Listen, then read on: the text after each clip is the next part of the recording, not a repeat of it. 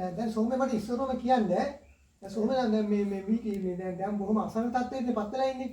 ඔව් ටිකක් කයින් කරන්නේ. ඔව් කියලා. එතකොට දැන් සෝමේ මීටිස රස්සාවක් කරාද? ඔව් මම ප්‍රෙස්සේ වාඩ කරා. කොහෙද වැඩ කරේ? කොළඹ වැඩ කරේ. කොච්චර කාල වැඩ කරාද? අවුරුදු 4-5ක් වැඩ කරා. ඊටත් වැඩි වගේ. ඊටත් වැඩි වගේ නේද? ඉතින් එතකොටද අසනීප උනේ? ඒක ගිනි තිබ්බා කලබල දවස්වල.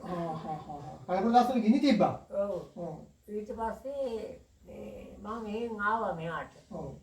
අසනීප තමයි ගොඩක්ම බලපාන්නේ. ඉතින් ඊට පස්සේ ඉතින් ඒක ගිනි තිබ්බ පස්සේ රැකියාව නැතුව ගියා. ඔව්. රස්සාව කරගන්නත් අමාරුයි. මේ ලෙඩේ ඉඳලා. මොකද සෝමේ ලෙඩේ? අර සමාධි තමයි. ඒක ඇදිලා හුඟක් කාලයක් මේ අපහසුයෙන් හිටියා. ඔව්. එතකොට මේ ඊට පස්සේ මොකද උනේ දීර්ඝ කාල වශයෙන් අර මේ බඩවැල මේවා කළා දැන් හොතම දුර්වල වෙලා ඉන්නේ දැන්. ඔව් ප්‍රොෆෙසර් එකෙන් තමයි ඒක මාව දුර්වල වුනේ. අත්තට ගමනම කරන්නේ. හතර ගමන්ම ඔපරේෂන් එක කරා. ඔව්. හරි. එහෙනම් කිසි දෙයක් කර කියා ගන්න බෑ දැන් වැඩක් පොලක් කරන්න බෑ. මොනවද කර ගන්න බෑ. බොහොම අමාරුවෙන් තමයි ජීවිතේ ගෙනියන්නේ. බෙහෙත් ගන්න කොහොමද සෝමේ? බෙහෙත් ගන්න. ඒවා ගන්නත් බොහොම අමාරුයි. ඒවා සිතුවේ කොහොම හරි. කාගේ හරි උදව්වෙන් ගන්නවා. එතකොට සෝමේ දැන් ඔය කැම බීම ප්‍රශ්නේ කොහොමද කැම බීම ප්‍රශ්නේ? ඒකත් ඒ තමයි. ඒකත් බොහොම අමාරුයි. ඉතින් අනිත් එක දැන් සෝමේගේ අම්මත් වයෝ වෘද්ධයි නේද? ඈ කිරියන් මටත් 80 ගානක් වෙනවා. 80 ගානක් වෙනවා. අම්මලත් වැඩක් පොලක් කරගන්න මොනවද කරන්න බෑනේ. මොනවද කරන්නේ? පුළුවන් කාලේ අම්මා ඉතින් මොනවද ගොඩක් කරා නේද? ගෙවල් වල ගිහින් වැඩ කරුවන්නේ නැහැ. පොළනවා. ඔව් කියන්නේ හරි.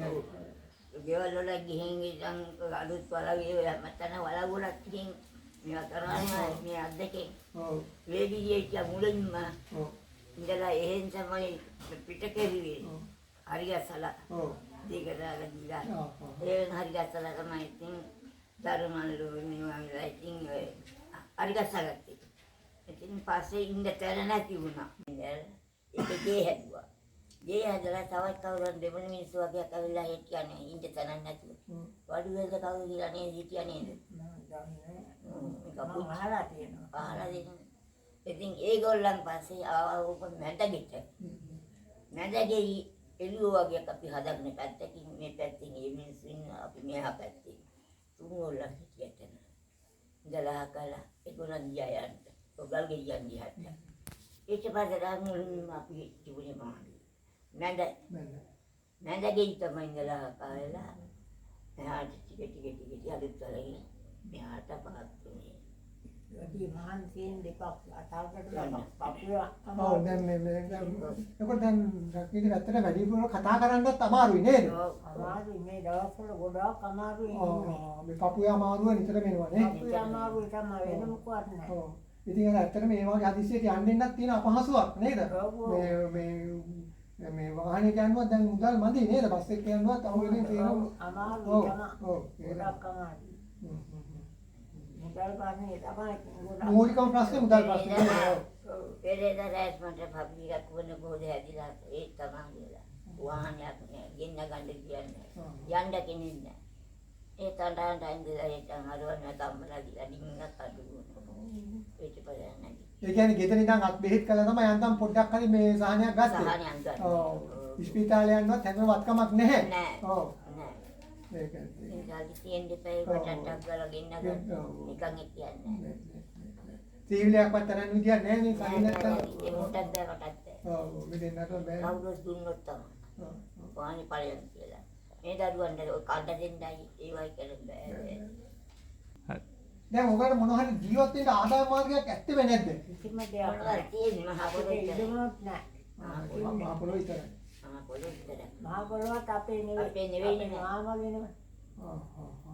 දැන් මේ ඉන්නේ කවුනත් Tamanට අයිතියක් නැහැ ඇත්තටම නේ. ඔව් මාමගේ නේ. ඔව්. අය ඉතින් අනුකම්පා කරලා ඉන්න දෙලා තියෙනවා නේද? ඔව් ඔව්. ඒ තරම් අසරණ තත්ත්වෙටපත් වෙලා ඉන්නේ. ඔව්. ඔව්. දැන් ඵලයන් ජීවත් අපි යන්න ඕනේ. යන්න ඕන කොහට. හොයාගන්න අපිට කොහෙද තියෙන්නේ. ඇත්තටම හරියට කැම වේලා කාලා ඉඳ හැකියාවක් නැහැ නේ. නෑ. නිකන් ඔය කැම දෙන්නේ කවුද? බලන්නේ කවුද? අපි දෙයියෝ ඉතරද? ඔය දැන් වෙන මොනවද බලාපොරොත්තු වෙන්නේ ඇඳුම් පැළඳුම් එහෙම මොනවද තියෙනවා කැම් බීම් වලට යම් උදව්වක් අවශ්‍ය වෙන්නේ එහෙම කියන්නේ. කෑම බීමත් සිගයි. මෙයා හොයනව තමයි මෙදුව. හොයනව තමයි කෑම. කාලි හොයලා අතට මේ බේසික් ගනින් කියලා දුන්නොත් තමයි මගේ ජීවත් වීම. නැත්නම් කවුරුවත් ඉන්නේ දරුවන්ට තරතාවක් නැහැ. ඒකට රස්සාවක් නැහැ.